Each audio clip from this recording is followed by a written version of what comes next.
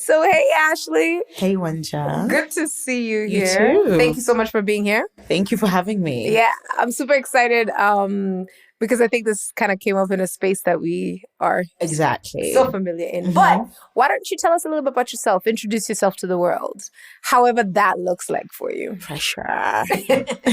So my name is Ashley Ogonda. I am a creative, a storyteller, currently working as a journalist right now. I am also obsessed with fitness. I recently adopted the title of powerlifter, added it to my brand. I am Kenyan. I'm also British. I feel like I'm a citizen of the world, but also somebody who very much calls Kenya home at the same time.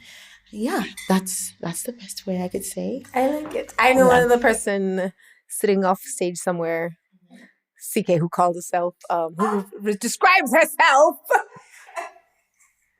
Hold back the clutches, put the gun away, as a storyteller. And I'm so glad you brought up that as a description because that is literally what we're doing here today. Obviously under the umbrella and the guidance of the philosophy of Somalabl, which literally means Somalabl, read the label. Read the label. And that's driven by this idea of... I really like that name, by the way. Yeah, I know. I'm just going to keep it. Original. Sour. But yeah, so the I guess the spirit of it is just... bringing people to a consciousness about what they eat. And why would you want people to be conscious about what they eat? Because that creates a knowing or an awareness about better living and wellness. So we're in search of having conversations and people telling their stories about how they live that truth, whatever that looks like. I know what that looks like, but I'd love for you to tell that. Maybe we can start with, tell me how you can describe maybe your fitness journey, how that began or how that started, however far back that is. Even though that's like 6 years ago, but whatever. Yeah. I mean, okay, fitness journey. I feel like it's, if we go back to like childhood, I grew up in Kenya from like 0 to 10. And any kind of interaction I had with physical fitness there was through PE, physical education. And PE for me was changing into your kit and your English teacher coming forward to say, we're doing PE now. And then all of a sudden you guys getting round in a circle and starting to play scamaris, you know? That was as far as PE went for me at that point. And then growing up now, moving countries, just I remember when I first got to England,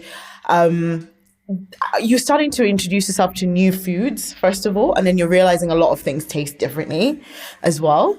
But I really don't think I started taking more of a deeper interest into fitness until like I was in my early mid-teens. And it was through watching television, like ads by this company called Beachbody. I know about Beachbody. Yeah. But yeah. Beachbody would do like, they were the brand behind Insanity, which was like a crazy HIIT training workout that went viral. And they were the company also behind P90X, but I was particularly a fan of Insanity, and I decided to start doing Insanity around that time. And much to my neighbor's dismay, because it was a lot of jumping around for like a whole hour and, you know, causing a lot of noise. We were living above them. So it was just, that was me being thrown into fitness and like, hey, you have an interest in this. And I wasn't even thinking you're good at this. I was just thinking you need to get this, you need to do this to get that body, because you saw on Beachbody that people have abs, people who are fit, they have abs. So you are unfit, you don't have abs. So how are we going to get them? We're going to do it with this crazy hard exercise. And it was vanity at that time. And you said this was around your late teens or early teens? This was like mid, like 16 there. 16, 17, 18. And because I know when we talked earlier, I was kind of trying to push this point of, you know, but how were you feeling about yourself? But it sounded, when, you know, based on that conversation, you were happy with how you look. Like you were... I was okay. I don't think I really went through like, you know, like when we talk about the teenagehood journey for girls especially. I really felt like a lot of the narrative around me was girls who really disliked how they looked. And I cannot say that that was my personal experience. I got some random comments from boys, maybe, you know, making fun of me for my arms being jacked, or like I have always had naturally muscular arms, to be honest. Yeah. And I remember comments about that, but it wasn't enough to make me feel like, oh, I hate my body. Yeah. You know? Yeah. But it was still motivated by vanity. Yeah. This desire to work out and be better was inspired by this dream body that I could achieve, even though I didn't actually hate what I had in the first place. Yeah. So have you been able to process of why was that appealing then? If you were content in the space you were in, yet there was this aspirational, because we joked about how, you know, I was inundated with bitch body as well. And I bought the DVDs, I bought the shakes. You know, they have these shakes that they sell you with that. You were in it with the shakes. I was in it. I even got a coach because, you know, you can get a coach, you can buy the shakes, you can follow the videos. But for me, it was straight up like, I wasn't happy with how I looked and I wanted to look a certain way, the abs especially. And I remember there's one that I actually stole from one of my friends, or rather she gifted me. It was called Brazilian butt lift. Do you remember? I never got around to that one. Yeah. And personally, I just didn't feel like I needed my butt to be any bigger. I didn't need it to be bigger. I just didn't need it to be bigger. Yeah. But yeah, I remember that one. Yeah. So what was the motivation then? Honestly, I would say, I know you've said the word content. Clearly, I was not content. If I was really pursuing something the way I was, like whatever that was at that time, there was still a sense of discontentment there. Okay.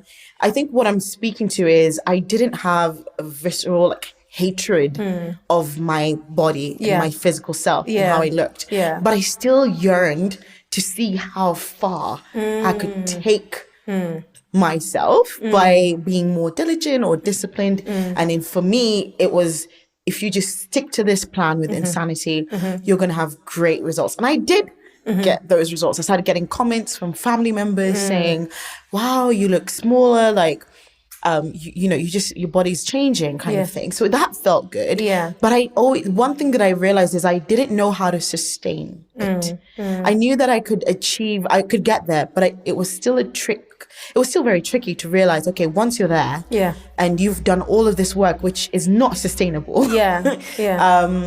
You've done, you know, I think I did all sorts. I did fully raw vegan. This is like, I'm like, Year 10, you're like 15. Wow. Why am I doing fully raw vegan diets? Just talk a little bit about raw vegan, because I know what it is, but I wonder if It just basically means that you're not eating any cooked food at all.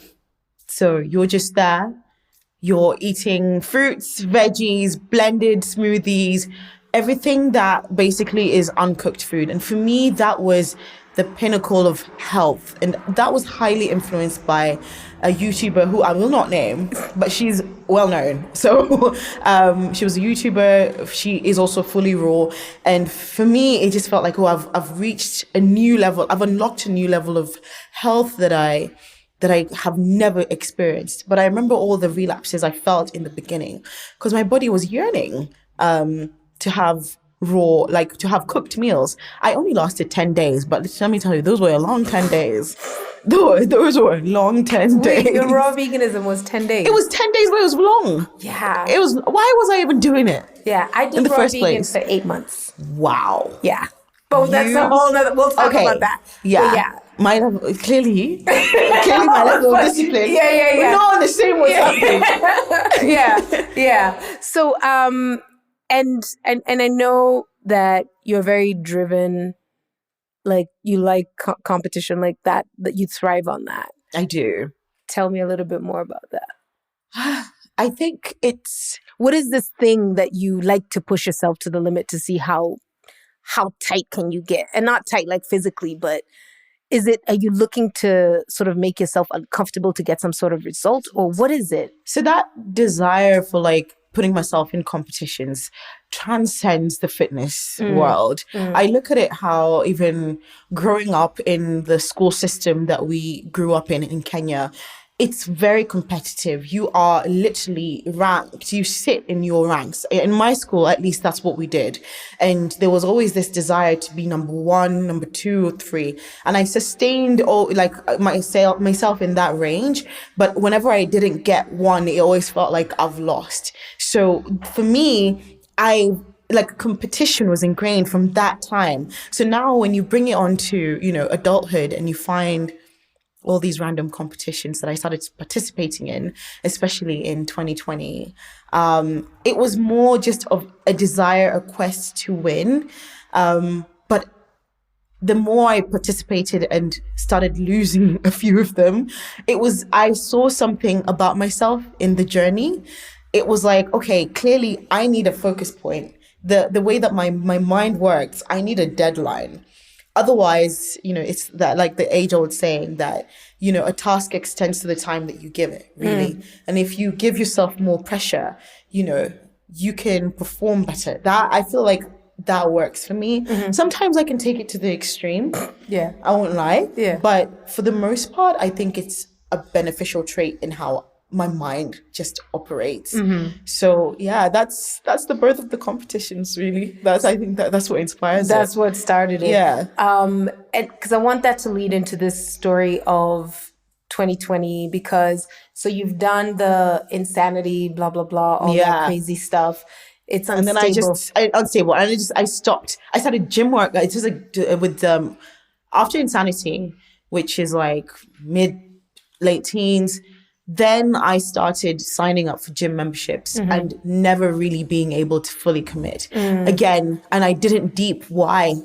I remember why I was with insanity so religiously. There was you could see a checklist and you were able to tick every day that you worked out. But when I was starting going to the gym, I didn't have a program. I didn't have a timetable. I didn't have a fixed time of when I work out. It was all just a bit scattered. So my level of discipline with that it just shot down because there was no structure to it. Yeah.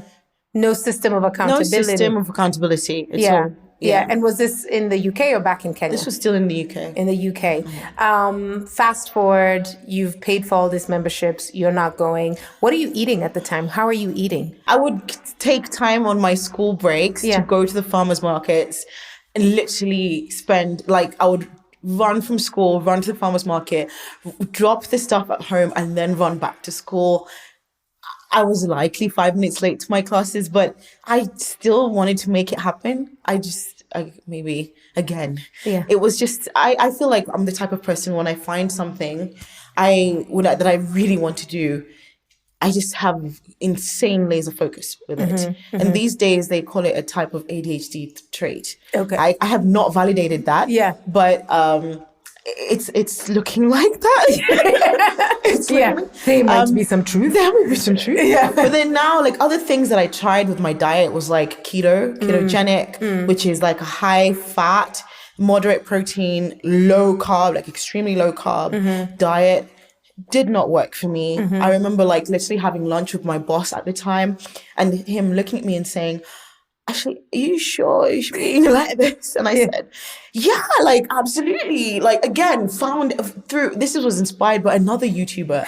The key train of thought here is just stop watching people telling you to do things, okay? Yeah. Find something that you want to do. Look within yourself. Yeah. So, that was the keto. I tried that. But intermittently, it was, eating mom's food or cooking your own because, just cooking home food, normal food, but not really knowing how to calorie count. It was just figure it out. If I wasn't, and it meshed with extremism, with ketogenic diet and a little bit of fully raw vegan. Yeah. And trying veganism as well. Yeah. Yeah. So whatever you saw that worked is what you applied. Basically. Okay. Yeah. So failed gym membership. Great strategy.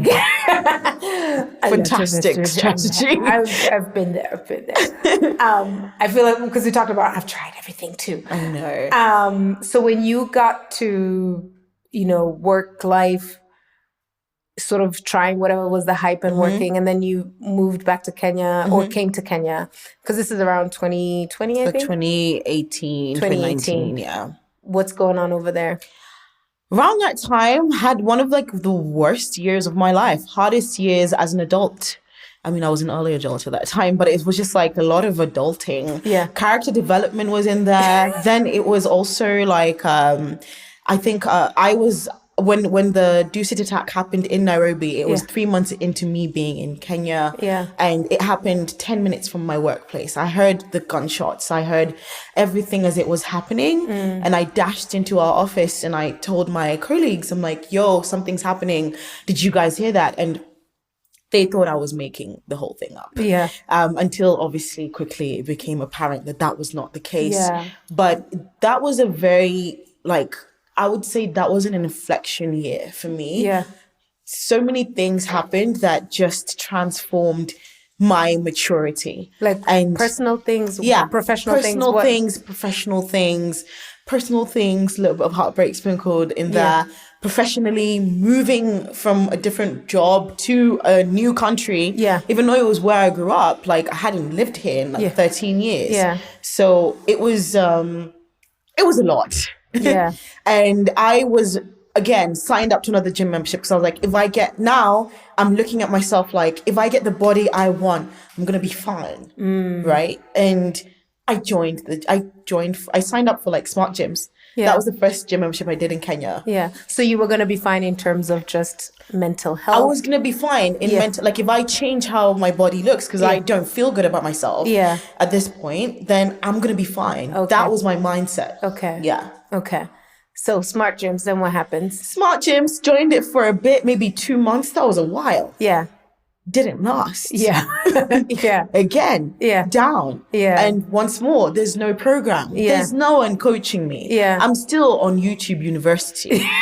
Okay. You know? Okay, YouTube queen. Okay. Yeah. Yeah. So at that point, I just, I think the year just kind of rode out.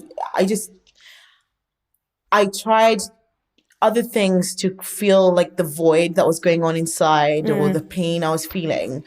And I got somewhere, had some breakthroughs, but nothing was really kicking in.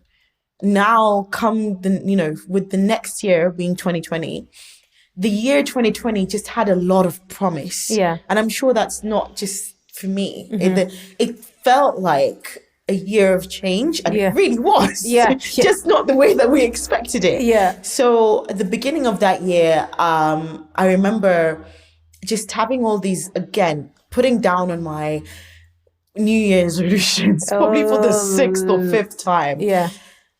Get serious with fitness. Yeah. Right? And it sounds like such a vague goal, but that's all I just wanted to do.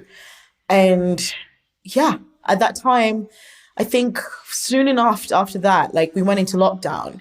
And I remember like another key point that happened in my life is I went to the supermarket, I went to Carrefour, and I bought these this box of chocolate cereal called Choco Curls. And I came home and I finished the whole packet. How big is it? It's like probably 500. I don't know. It was a lot. It's family size. Yeah. It's probably this big. Yeah. I finished it in 2 days. And I looked at myself, and that was the time I said, this is not okay. What you're doing is not okay. Yeah. Sorry, I don't know why I'm getting emotional. That's okay. It was emotional time, I guess. But yeah. And so what was not okay about that moment? What made you? I feel like that, when people talk about eating their emotions, that was the first time that I saw it happen to me. The other times, I don't think, wow. Yeah. Run your makeup off. Can we get a... Yeah, and I thought I would have some, but I was like, no, I talked to Ashley. We're going to be okay. We're going to be okay. This was so expensive. Yeah, because I've been crying all day. Kid you not? Why are we all crying? So I was really not expecting this. So I didn't have the napkins, but okay. Okay. Yeah. Okay. All right. Thank you. Right. Yeah. Oh, thank you for listening. Oh, thank you for sharing. Hello. No, thank you for sharing. Yeah. That was actually that sucked, actually. Yeah. You ate your emotions. Wow. Yeah. That was me doing that. I don't know, people talk about binge eating. Yeah. I have never really, I don't think I've really struggled with binge eating, Mm. but that was very much emotional eating. I felt like, yeah, life wasn't necessarily terrible, but there was something going off. And I think a huge part of it was just me knowing better. You know better for yourself. All of this years of YouTube University, as much as it wasn't all great information. Yeah. There was some really key things that I learned. Yeah. That I knew that if you just did the simple things, don't be extreme. Yeah. If you just did the simple things, you would be further ahead. Yeah. But you're not doing the simple things because you feel like you need to be extreme, right? Yeah. And that was the change. That was the change. Is it because wins never came without pain for you? Wins never came without pain. They didn't. Why did you say that? Sorry. Oh my god. I'm sorry. Why? Okay, relax. Actually, It's okay. wow. It really Wins is okay. never came without pain Yeah. and extremism, clearly. But yeah, at that point, I'd had enough of myself. I like to say, I think there's a video I did that year after I lost a bunch of weight. Because I started getting all these questions from people like, how did you do it? And I remember speaking not so positively of myself. I said something like, I got sick and tired of being so fat, right? That was not kind. That was not kind. But that was a key inflection point. Like me seeing myself doing that, scoffing all of that down. I knew it's like almost like afterwards, that feeling of disgust in yourself, that was the turning point for me. All along, how did you see Ashley that moment didn't seem like Ashley anymore? Because I had grown up not really feeling terrible about myself. Like in the years that you're supposed to hate your body as a girl, I was fine. Until, I'm clocking my early 20s and I'm feeling like whoever this person is, I don't recognize them because I haven't had to deal with this level of lack of self-belief or low self-esteem before.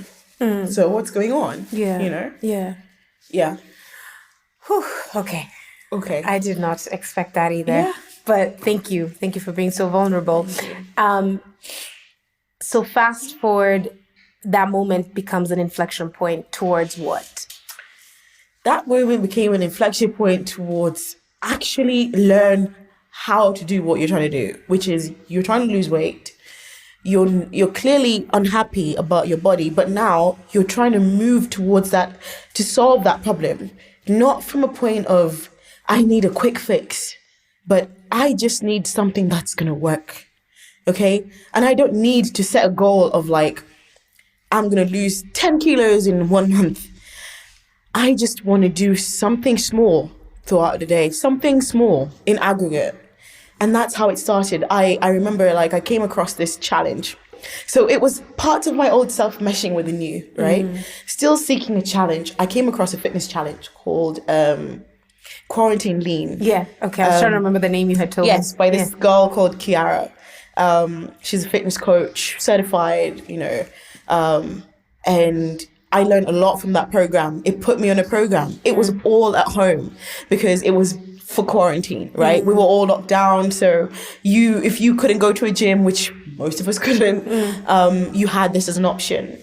And I think they had like a cash prize of $500 for a 4-week transformation.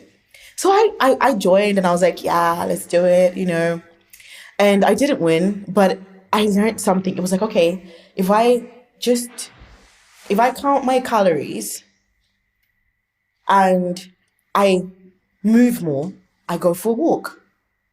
And I do this workout, I think it was like 3 times a week or 3-4 times a week. I lost some kilos there. it wasn't extreme, but it was gradually falling off. So I did it again. They did another challenge. I did another one. So this was like now 8 weeks in. When I was at the 8 week mark, I remember I had a waking point where I had a point where I just like I woke up and I realized you're consistent now. You've done this 3 times since Feb. Now we're like around April of 2020. You've done this 3 times a week. Was it the first long period of consistency? Yeah, for a while it was. And that was inspiring to me. I was like, you kept up, you're not stopping. And you're working out at home. Okay? And it's hard, working out at home is a challenge. And then eventually the world started to open up again. And I think the membership, the only gym that was open at that time was Alpha Fit. And I remember I told myself, I don't know if it was you I said this to. I walked into that gym knowing I'm only staying for 1 month. I think we may have talked I about think this. I did tell you this, but this is like, I said I was only supposed to be there for 1 month because I wanted to go back to smart gyms. God knows why. But I'm gonna egg that part, right? But I'd planned to go back elsewhere, right? Why? I don't know. It must have been like something like silly, like smart. I was like, smart gyms is 3.5. Alpha is charging me 7K. Why? It's double. And then I got into Alpha Fit and I was like, I am never leaving. Or like, I just felt like I'm not leaving. Like, I really enjoyed coming here. I didn't enjoy going to smart gyms. Hated it. Yeah. But I enjoyed going there. Yeah. And also because now we're opening up, people are more like, we missed human interaction. Yeah. Wow, let's have classes together. Yeah. So it was a different kind of spirit going on. So I stayed. I stayed for a year. A month turned into a year. Yeah. And in that period of time, I bought this from that same girl. I bought a program which was called like for bodybuilding. I didn't even know what bodybuilding was, right? I just knew that I was just kind of like exploring things and figuring things out at that time. And then this now marked the beginning of like a desire for more, like more knowledge about fitness. Okay, start learning what makes up macronutrients. Health and fitness, what makes up macronutrients? What do these different workouts actually do? How is this workout helping my joints beyond my muscles and growing bigger bums that most women are kind of chasing after? It was which is a byproduct of how the fitness industry has failed us, in making women obsessed with the bigger bums and all these things. But I think it was all of these things coming to a head. So now I joined one last competition, and this one was based in Kenya, and it was looking for the best 12-week transformation. And I was like, Ashley, if you've done that in like 10 weeks, you didn't win any of them, but you know more now. You're not so green like how you were 10 weeks ago. You know how to count calories. You know to move more, just go for a walk. Going for a walk is going to help with your total daily expenditure. And if your goal is weight loss, you need to increase your expenditure in total, right? Because I think that's an important point, sorry to interject, that a lot of people don't realize. They think that as long as I'm going to the gym and eating well and my goal is weight loss, it matters what I do after I leave the gym, right? I can't just sit in bed all day. The gym is the easiest part of trying to transform your body. Yeah. You don't even technically need a gym if you're trying to lose weight. Yeah. The magic is in your calorie, what you're eating, right? And then it went beyond that because it was like, okay, so do I just have to eat low calories? Okay, how can I eat lower calories? How can I lower my calories in a smarter way? And that's how I discovered voluminous eating, which basically just means target foods that are high fiber, target foods that have high water count. They make you feel fuller longer, and they already have less calories. So if you're trying to target weight loss, prioritize your vegetables, eat your fibers, eat the carbohydrates still, okay? I was so against bread. For like 5 years, I did not buy bread. And I was convinced that bread was making me fat. And I wasn't buying it. Oh, bread makes you fat. You're not eating enough of it. So how can you blame bread for all of that? Yeah. You know? Yeah. And I learned how to eat differently. I learned to increase my protein intake. I learned so many different things all in that year. Like my mind was just, that was like a year of knowledge in terms of fitness specifically. I took part in that competition and I won it. I remember this. You were featured on the outfit. I was featured on the, yeah. Oh my God. You were. I found myself on Mpasho as well. Oh, really? Yes, they wrote an article about me. Oh, wow. And they titled it, Mafuta Achia Gari. Woman wins 100K on weight loss. Wait, the prize was 100K? Yeah. Oh, Lord. I think it was 100K. Then there was 50K worth of USN products. Yeah. Then there was some other sprinkled, like, smaller brands who came in. Yeah. And I remember just that, winning that competition. Yeah. It meant a lot more than just getting my dream body, right? Because I quickly realized that was not my dream body, okay? I was very, very small. I got very small. I remember. But what I remember loving about that process is I learned I could trust myself, right? And I didn't have to be on an extreme ketogenic diet. I ate bread all the way till the last day of the competition, right? I learned that it's your quantities of what you're eating. You don't have to avoid foods entirely. You can learn how to make them differently. You don't have to use as much oil. You can use an air fryer if you want to get a crispy, there's all these different things that I picked up on that I value that process because it just taught me so much. Yeah. Not just because I won. In fact, I forget that I won. I remember, the thing that I remember that means to me is I was walking so often. I was going on walks, like hour-long walks, every single day. Did you walk to the gym? Because I was remember walking to the seeing gym. you in the bathroom. Yes. And you'd be like, yeah, well, I'm going to walk and da-da-da-da-da. Yeah, I was walking to the gym because, again, first of all, I learned it was a great way to distress. Yeah. But secondly, it was cutting down, like I was trying to optimize on time. Obviously, I can't walk everywhere. Yeah. So I would walk to the gym and I'd come back with either like, I would go take a matron or take an Uber home. Depending on how I felt. Yeah. But I was walking to the gym to add to my total step count. So it was like, okay, you don't have to do, because I was like, I hated, when I looked back on Insanity, I hated how taxing it was on my body, right? All that, the HIIT workouts I was doing, and I quickly learned that when you do a true HIIT workout, which is high intensity interval training, that's what HIIT stands for.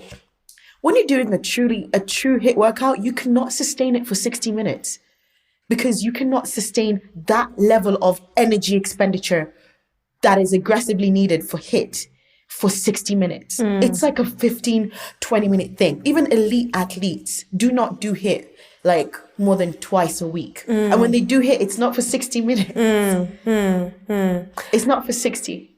But you were trying. But I was trying. Yeah. And I looked and I was like, okay, you're losing weight and the only cardio you're doing is you're walking. Yeah. And I would come back home and do do you know Billy Blanks? Yeah, girl. The boxer. The boxer. Yeah. Billy Blanks is like, you can sustain his workouts for 40, 45 minutes. Yeah. Pretty well. They work you, but they're not like super extreme on the joints, stuff like that. It's not like that. Yeah. So it's interesting what I'm hearing, and I want to talk about post the 100K. You know, the Kuyu in me like he is 100K. I can't remember the other part. It sounded like, because before you were talking about how that need for structure and checklist, basically like an external system that held you through. But now it sounded like you were able to develop an internal system. Yeah. I was able to look within. I stopped looking so far out in what other people think. Of course, they was inspired by, a lot of what I learned was learning from people who had been experts in the game. Yeah. I started reading more of these like fitness content. I came across doctors who are also into fitness. So that was like a great angle of like medical expertise fused with actual like fitness knowledge, right? So it was a year of transformation of my mind.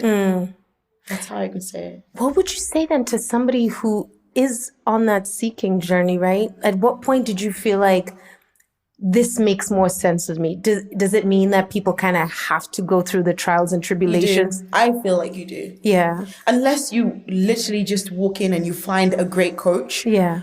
Then I would say if you're really, really trying to get into fitness and you've struggled, honestly, just make it easy for yourself. Get a coach who is certified. But also with that, get a coach. I also have to say that not every coach is great at what they do, but do your research, find somebody who is giving you realistic timelines of what you're trying to attain, what you're trying to achieve. If you're with a coach and they're just saying, they're trying to teach you how to get you get a specific result and you get it, you can get it in 6-week abs. 6-week abs. Like we can discernment. Yeah. Discernment's coming in there. Yeah. But if somebody's telling you, hey, I can teach you how to eat better and sustain it for your life, but it's going to take time. Are you willing to walk that with me? Already, that's somebody that I would find trustworthy. Do the shortcut, pay somebody to help you. If you can't, start looking at the research yourself. This information is out there, but that means that you will be a trial bunny. You will go through some things, but I don't regret doing insanity. Like I needed to do that to realize 8 years later, when I was still 16, 8 years later, that was not the best thing to do. Yeah. But now you found something that you actually enjoy. Yeah. But I don't regret those moments. No. It's part of the process, right? Part of the process, exactly. Yeah, because I think even when we talked earlier, you said, the greatest thing is not even about the body. That's not where the happiness comes in. Yeah, it didn't. Yeah. First of all, I was shook, right? Shook to the core when I was able to see myself that small. I had not seen myself. You were tiny. That small since I can't remember. Had not seen myself that small. Yeah. I was just like, yo, this is what you can do with time and just everyday diligence. Because it was like, okay, so it was literally just down to daily decisions. Because I remember some days I'd be like, well, you are trying to win this competition. So do you want to win it? Okay, so are you going to go for that walk? So yeah, go for the walk. And then sometimes I wouldn't go for the walk, but I wouldn't penalize for myself. I would be like, aim to go for the walk as much as you can. Do more going for the walk than not going. That should just be your starting goal, okay? Just, if you're going to aim for 5 days a week, if you hit 3, you're already halfway, beyond halfway. And then from there, you build a level of trust with yourself that you're like, oh, I did 4 last week. I'm pretty sure I can do 4 this week. It's just that simple, honestly. Weight loss or fitness in itself is actually pretty simple. Like these things we're trying to attain, most people it's weight loss because weight gain has its own challenges, but it's actually quite simple. It's not easy though. You have to change who you are internally to kind of take on some of these new ways of life, but it's not like rocket science. It's attainable. It's simple, but not easy. It's simple, but not easy. I like that. That's a good way to summarize it because once you're on this side, you can say that. Once you're on this side, you can say that. Yeah. And when I say that, I mean like, obviously I've gained more than when I was in that competition. Yeah. But now I have more muscle on my body. I know what that means for my long-term health as well. I have pushed my strength to levels I never thought I could attain. And personally, like, even if I weigh the same on the scale, probably as when I started in 2020, my body does not look the same. I learned all these things called, body recomposition, building more muscle, even if you are losing fat, your body meeting at an equilibrium. You weigh the same, but you don't look the same. How is that possible? recomposition. Yeah. And I'm glad you brought up like how different your body is, because I remember, I think that was last time I had seen you was post that competition. Yes. Then I saw you later and you were looking thick, but good. Yeah. Right? And I think mentally, because, you know, we all have our stories. Yeah. For me, I was trying to like, I wanted to understand. I was like, oh, I know the Ashley who was like so focused, so disciplined. Yeah. And was like skinny rail. Yeah. And now she's thicker, but she looks really good. Yeah. So I wanted to understand that. And I know that's how that started. So where are you now? How have you made peace with that? Because I've seen both sides. Yeah. And how did you make that mental shift? I think, funny enough, after now, like 2020, going through the process of like gaining weight again. Which was deliberate or not deliberate? It was a mixture of like a little bit of like, oh, this is too small. Let's get to like a healthier number, and then going past that healthier number. You know, the healthy just got healthier. Get a little healthy, get a little thick. And it was, I think where I am now is I'm at peace.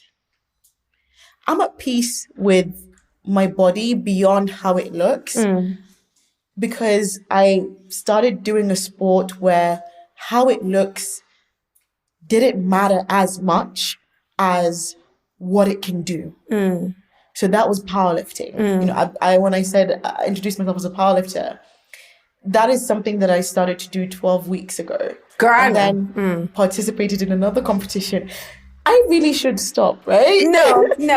Tell us about powerlifting, because for somebody who knows bodybuilding and the need to like shrink and look small, it's like it's in the opposite spectrum. So what is powerlifting mostly, would you say? I would say powerlifting is, first of all, it's a sport, and you're trying to get better at like the three main compound lifts, which is the squat, the deadlift, and the bench press.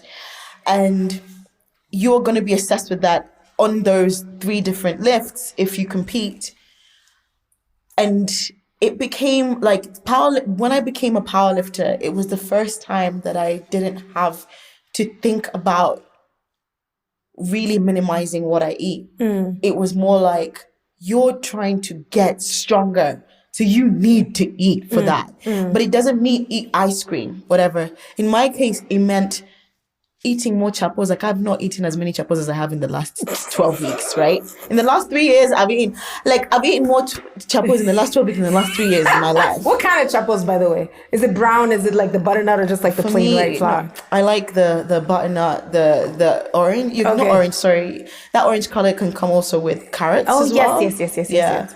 But I like those too. Yeah. I don't cook them, so I'm not going to try and get credit for that. I'm not a chapo queen at all. Mine are Frisbees. Yeah. Okay. They're round and hard, and you test them and... I'm with you, girl. Yeah. But it was... So powerlifting basically made me feel like I don't have to obsess about eating as much as I was. Because as much as I learned how to count calories, I can see how that can quickly become obsessive. I don't think that that's what happened in my case, but I'm not like ignorant to the fact that it could go left, right? And it creates a new disorder. But the reason why I feel like I've been able to hold back from all those things is all the trials and tribulations I've passed to get where I am now has made me just more content with either, you know, you might not be lean year round, but that's okay. The main thing for me was just like, when you're going to the gym, are you giving your all? That's the metric that's the metric that I would want to govern my fitness journey. Are you giving it your all in your sessions? Some days you might not be 100, and that's fine, but your all on that day was 20%. You know, some days you will go in and you had chapo rice, ugali. That's going to be a great session. And you slept for 8 hours the night before? Yeah. Gold. Yeah. But some days you had terrible sleep. You have only had breakfast and you're trying to show up at the gym at 5 p.m. to run on that energy. For powerlifting it's just not going to work. I quickly learned that actually, because that happened a couple of times when I was doing my prep for the competition I just did.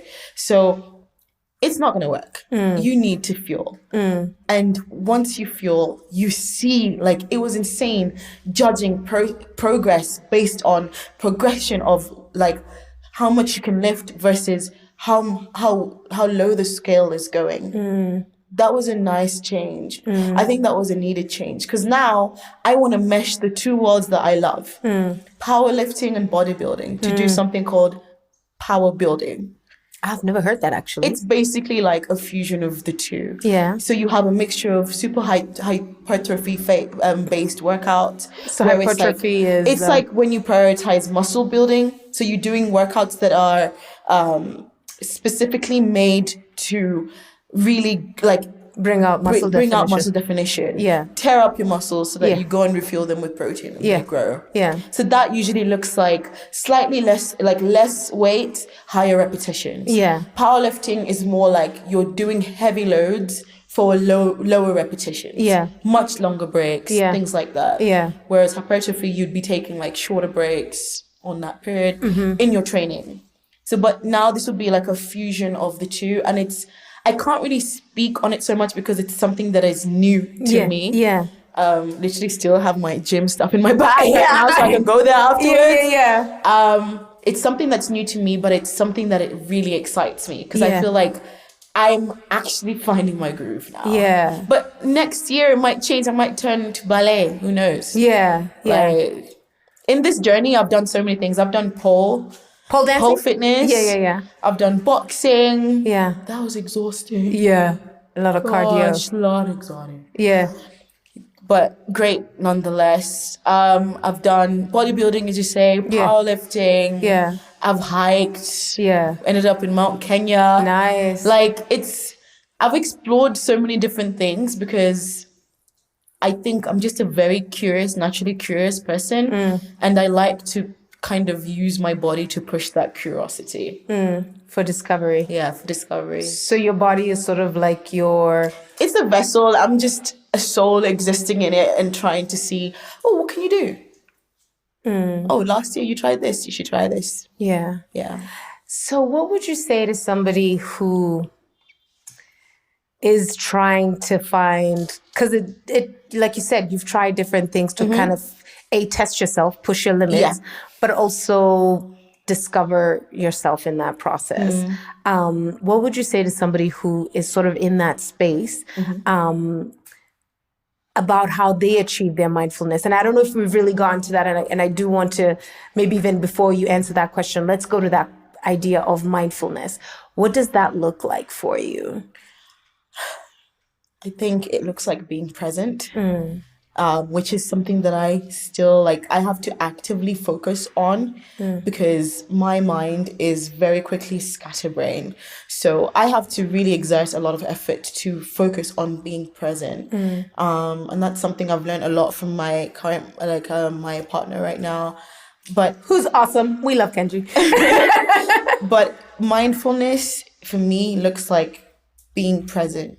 Being present in you now, what's going on in you now. And then also prioritizing your health and well-being by moving. I'm at that point where the gym is physical fitness is a drug, right?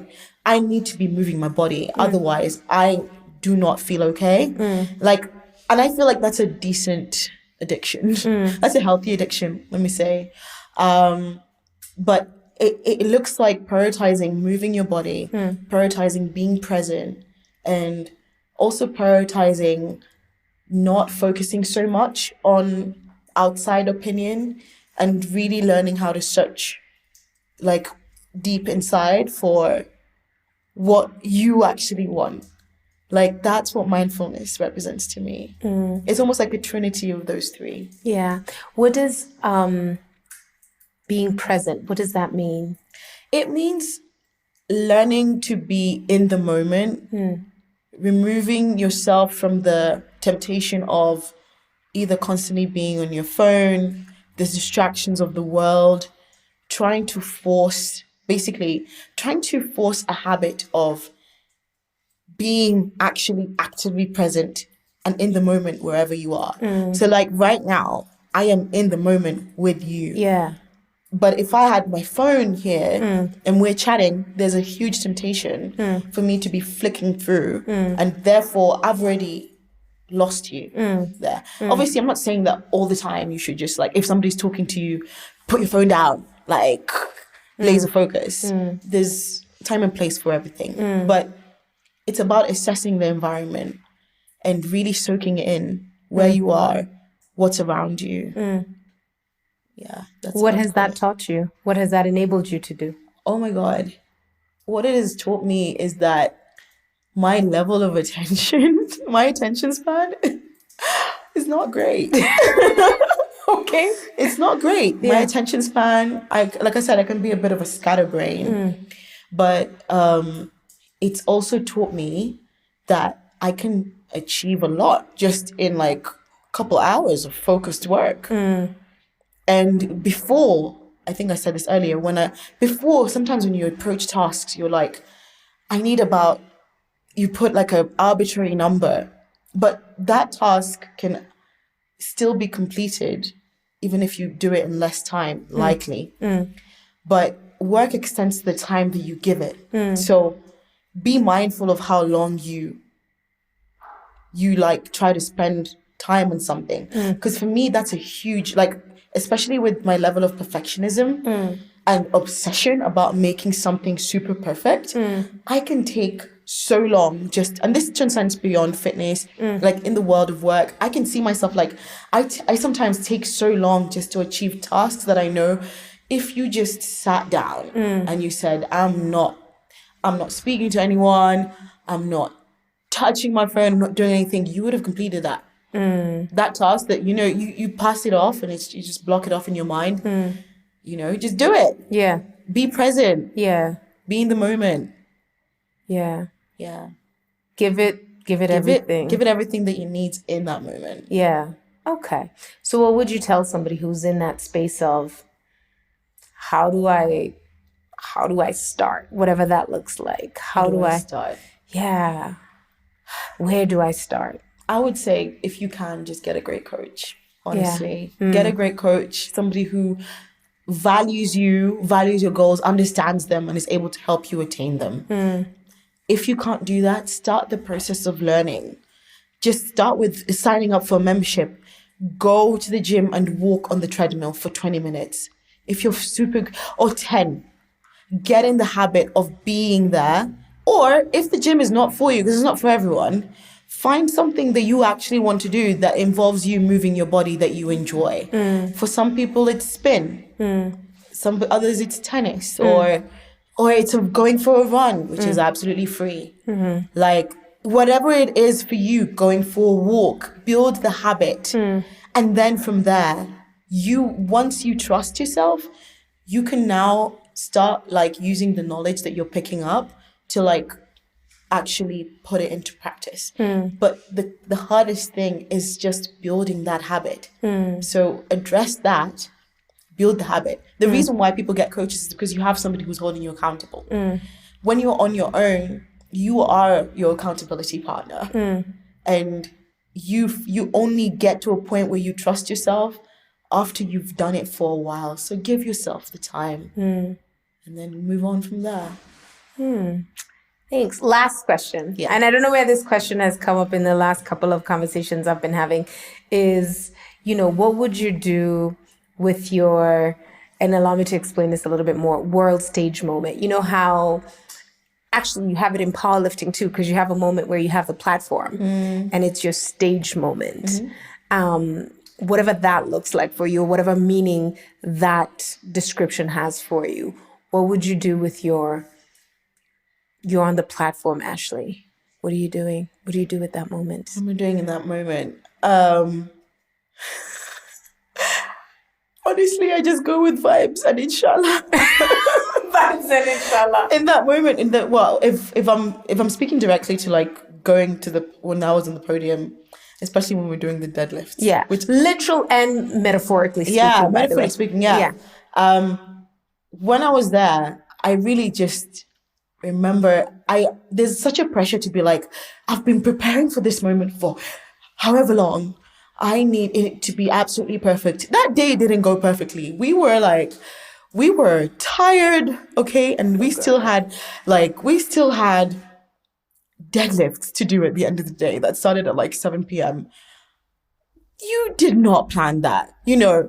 At the end of the day, it's make the most of whatever situation you're in at that moment.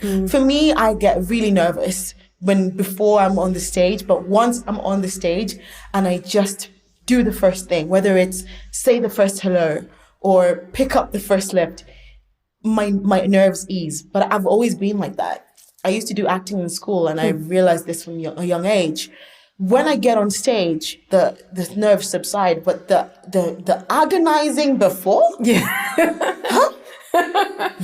it's the agonizing that I would do before. It's just a lot. It was a lot. Yeah. But once I'm there, I'm just like, it's all or nothing. I don't know what happens. It's just like, is it adrenaline? It could be so many things, but I give it your all. Give it your all.